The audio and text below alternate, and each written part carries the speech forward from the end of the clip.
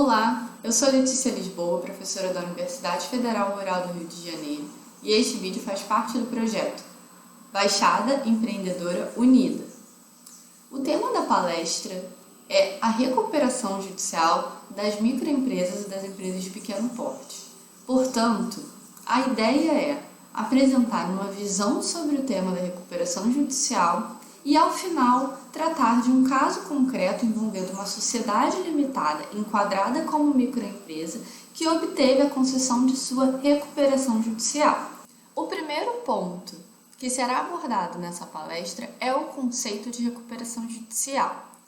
Pois bem, a recuperação judicial nada mais é que uma medida legal ou um instituto jurídico destinado a evitar a falência dos empresários ou dos agentes econômicos que possuem elementos de empresa. Entre eles, empresários, sociedades empresárias e empresas individuais de responsabilidade limitada. Além disso, o objetivo da recuperação judicial é viabilizar a preservação da atividade econômica, ou seja, viabilizar a empresa, ainda que exista um prejuízo para os credores.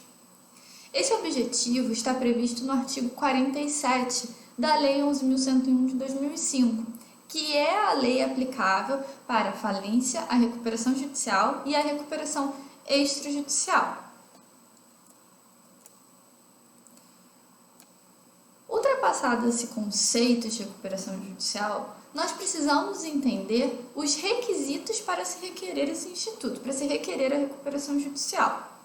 Esses requisitos estão previstos também na Lei 11.101.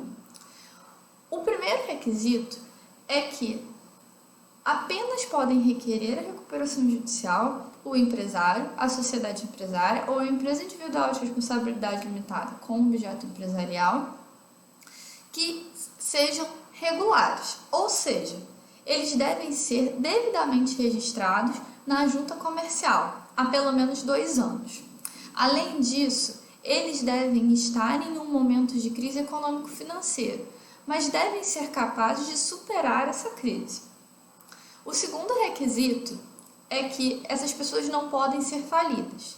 E caso elas tenham sido falidas, ou seja, caso tenha sido decretada a falência delas, elas já devem ter as obrigações declaradas extintas, por meio de uma sentença já transitada em julgado. Além disso, essas pessoas não podem ter obtido a concessão de recuperação judicial ou do plano especial de recuperação judicial há pelo menos 5 anos. E, por fim, não podem ter sido condenadas por si próprios como administradores ou sócios controladores pelos crimes falimentares previstos na Lei 11.101 de 2005.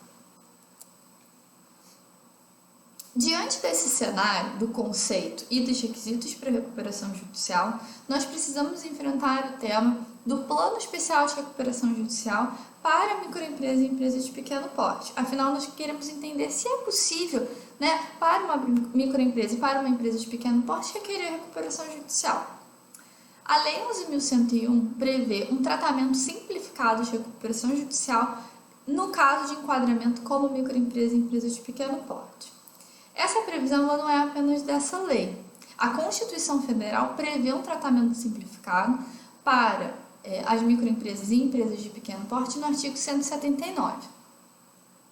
E quem são, essas pessoas enquadradas com esses portes? Para a gente entender quem são as pessoas enquadradas como microempresas e empresas de pequeno porte, nós precisamos fazer uma remissão à Lei 123 de 2006, que é a lei que trata do Simples Nacional. Nós não iremos abordar o Simples Nacional nessa palestra, porque o nosso objeto é efetivamente a recuperação judicial dessas pessoas. Mas nós precisamos entender como se dá esse enquadramento. A microempresa é aquela sociedade simples ou empresário, o empresário ou a ERELI que tenha a receita bruta anual de até R$360 mil.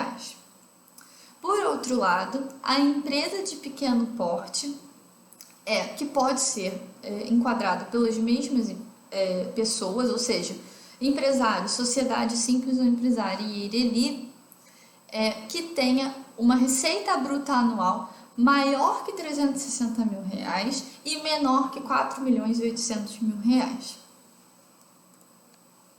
Então, as microempresas e as empresas de pequeno porte, elas podem requerer um plano especial de recuperação. Esse plano especial de recuperação, ele vai abranger todos os créditos existentes na data do pedido, vencidos e vincendos, com as exceções previstas na lei. Entre elas, os créditos fiscais e alguns créditos previstos em alguns artigos vinculados a garantias de bens móveis e imóveis, como é o caso do adiantamento de contratos de câmbio, proprietário fiduciário de imóveis e imóveis, arrendador mercantil, entre outros. Além disso, a lei prevê que o pagamento ele vai se dar na forma do plano especial de recuperação judicial. Esse pagamento ele pode ser feito em até 36 parcelas mensais, acrescidas de juros equivalentes à taxa da Selic. Mas o primeiro pagamento, ou seja, o pagamento da primeira parcela, ele deve ser realizado no prazo de até 180 dias da distribuição do pedido da recuperação judicial. É importante notar sobre o plano especial de recuperação judicial que ele não vai ser concedido de forma automática. Ou seja, o advogado, no momento de peticionar, de ajuizar a ação requerendo a recuperação judicial, ele deve apontar que ele está requerendo o plano especial de recuperação judicial para microempresa e empresa de pequeno porte, porque essa concessão não é automática. Caso não seja feito o pedido nesses termos, o procedimento da recuperação judicial será o procedimento normal. Então, isso é muito importante na hora de fazer a consulta ao seu advogado, de passar a intenção de fazer um plano especial de recuperação judicial para microempresa e empresa de pequeno porte. Em relação ao procedimento, a lei prevê no artigo 72 que não haverá necessidade de se convocar uma Assembleia Geral de Credores. A princípio, havendo a aprovação segundo o quórum da lei, esse plano ele estará aprovado. No entanto, não havendo a aprovação na forma da lei, será decretada falência. O último ponto que eu queria abordar sobre a recuperação judicial da microempresa e da empresa de pequeno porte é a remuneração do administrador judicial. Havendo deferimento da recuperação judicial, o prosseguimento dela, vai ser nomeado um administrador judicial que vai efetivamente gerir as contas daquele empresário ou daquela sociedade empresária em recuperação. Existem outros critérios também que serão observados nesse procedimento, mas nesse momento eu queria abordar esse com vocês do administrador judicial. Ao final, o administrador judicial ele vai receber uma remuneração pelos seus trabalhos prestados. Essa remuneração para a microempresa e para a empresa de pequeno porte, de acordo com os critérios da lei, ela será de 2% do valor calculado sobre o valor dos créditos submetidos à recuperação judicial, ou seja, 2% do valor devido aos credores submetidos à recuperação. Mas e se fosse uma recuperação judicial tradicional para uma empresa que não esteja enquadrada nesses moldes? Nesse caso, seria de 5% do valor devido aos credores submetidos à recuperação. Então, há uma diferença na remuneração. A remuneração é menor para os casos enquadrados como microempresa e empresa de pequeno porte.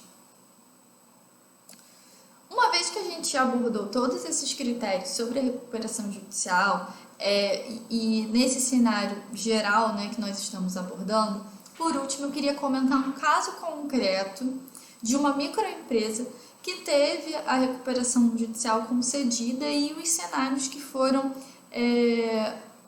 se consolidando em relação a esse processo judicial.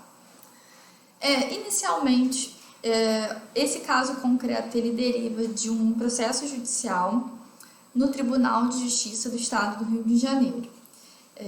Nessa palestra eu não vou comentar nomes, propriamente ditos, porém o processo ele pode ser consultado por qualquer pessoa. Se trata de uma recuperação judicial de uma sociedade limitada, composta por 2 sócios,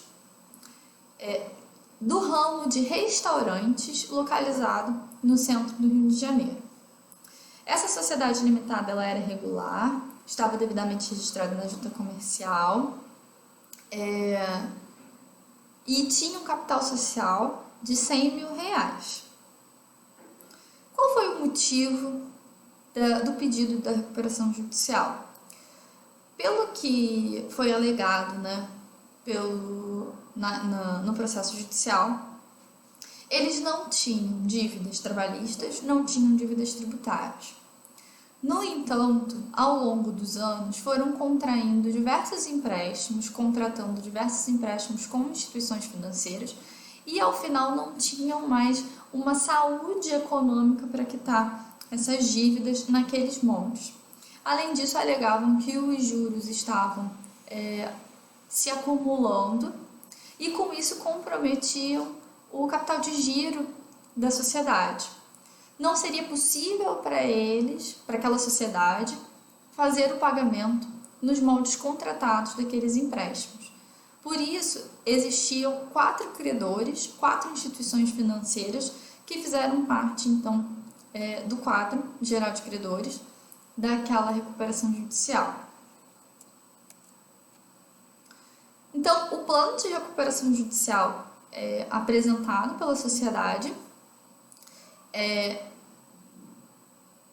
foi desenhado na forma do artigo 71 da Lei 11.101, ou seja, um plano especial de recuperação judicial para a microempresa e para a empresa de pequeno porte. Esse pagamento seria feito em 36 parcelas com juros de 1% ao mês, então permitiria àquela sociedade fazer os pagamentos regulares. E o primeiro pagamento seria feito em 180 dias a contar da distribuição da ação. A sociedade ela alegou ter plenas condições de fazer aquele pagamento naqueles moldes, porém não especificou outras formas de serem feitos aquele pagamento. O plano de recuperação judicial não apresentou outras formas de quitação dos débitos, apenas o parcelamento.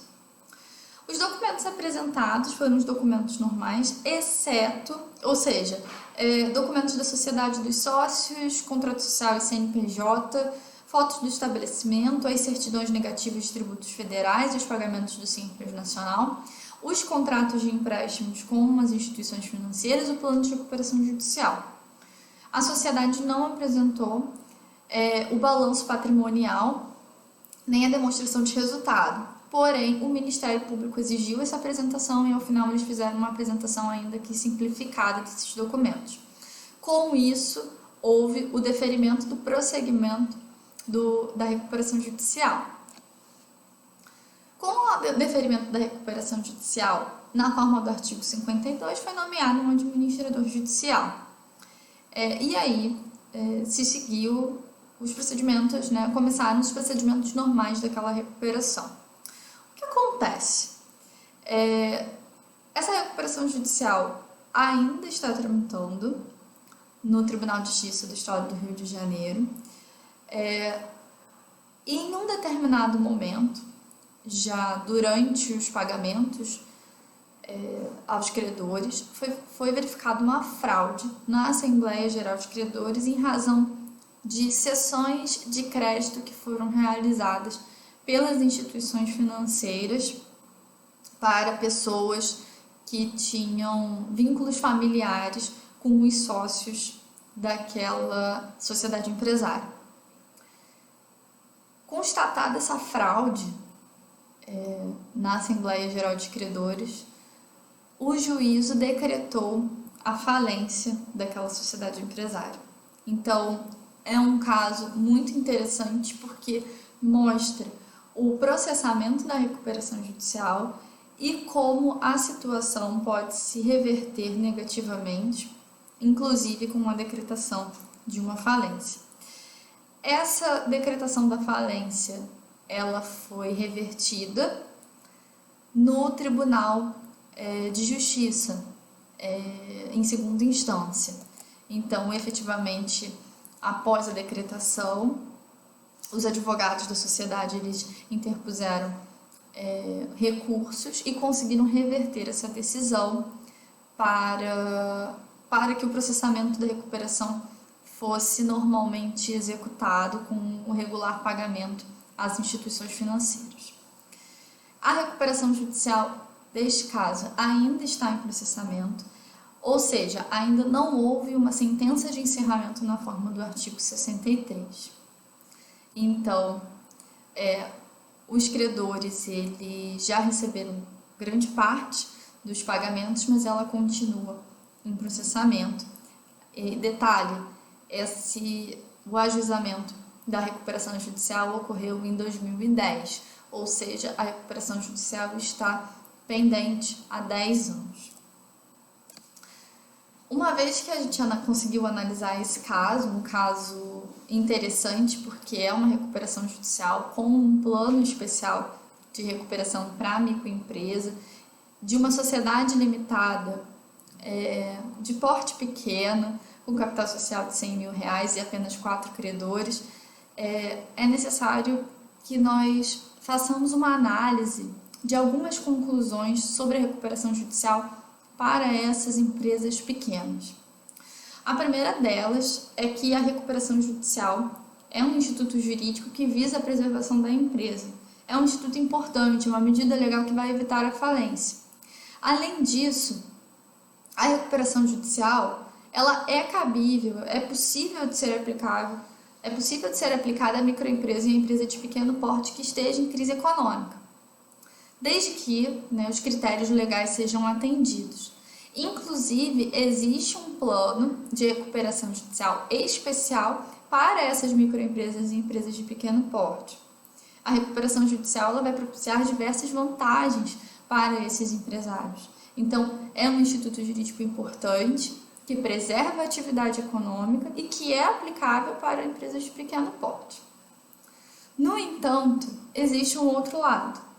O empresário ele deve estar atento e ter em mente que os processos judiciais eles podem ser morosos, eles podem demorar muito tempo, até porque envolvem diversos atores processuais. Além disso, existem muitos custos envolvidos. Inicialmente, os advogados, que acompanharam todo o caso desde o início, desde uma consulta inicial sobre o estado daquela sociedade, daquele empresário. Além disso, existem os custos vinculados ao próprio processo, chamados custos processuais. E também existem os custos do administrador judicial, no caso da microempresa, da empresa de pequeno porte, 2% do valor dos créditos submetidos à recuperação. E também de eventuais auxiliares, como por exemplo os peritos, contadores que irão acompanhar o caso. Por fim, é muito importante que o empresário que esteja em uma situação de crise econômico-financeira, ele consulte de forma prévia o seu advogado e também seu contador de confiança para que eles possam avaliar em conjunto a viabilidade da recuperação judicial. E então eles poderão verificar os benefícios e as desvantagens de ingressar com esse procedimento judicial. Eram esses os pontos que eu gostaria de abordar. Eu espero ter sanado todas as suas dúvidas sobre a recuperação judicial de microempresa e empresa de pequeno porte. Caso existam outras dúvidas, por favor, envie um e-mail para leticialobato@lisboa@gmail.com. Obrigada e um grande abraço.